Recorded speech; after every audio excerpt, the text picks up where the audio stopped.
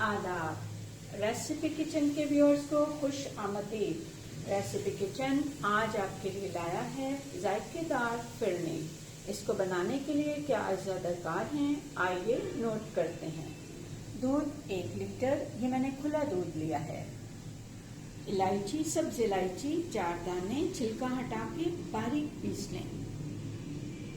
चीनी 1/3 कप, चावल का आटा 1/4 कप, बादाम 8 बारीक काट के इसको खुश्क रोस्ट कर लें।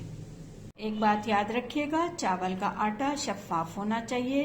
किसी किस्म की डस्ट, कोई जर्रात, कोई सुरसुरी जो चावल का ब्राउन कीड़ा होता है वो इसमें नजर ना आए।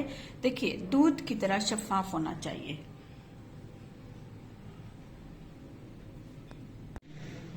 एक लीटर दूध से 1 कप दूध अलग प्याले में निकाल लें।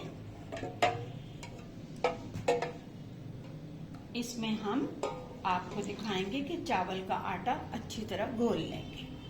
अब हम चावल का आटा 1/4 कप 1 कप दूध के जो हमने प्याले में निकाला है उसमें आहिस्ते आहिस्ते घोल के इसको यकजान करेंगे। 1 कप दूध निकाल के हमने बाकी दूध को खौलाना है। जब ये उबलने पर आएगा तो फिर हम आपको बताएंगे।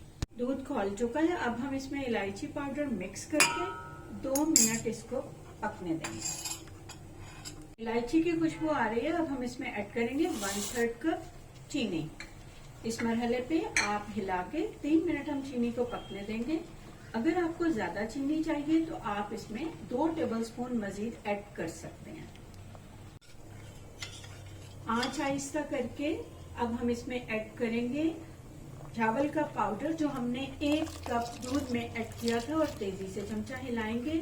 और अब आपने मुसलसल चमचा हिलाना है। फिरनी का तला बिल्कुल नहीं लगना चाहिए और यही आपकी कामयाबी होगी। फिरनी बनाते हुए हमें 15 मिनट हो गए हैं।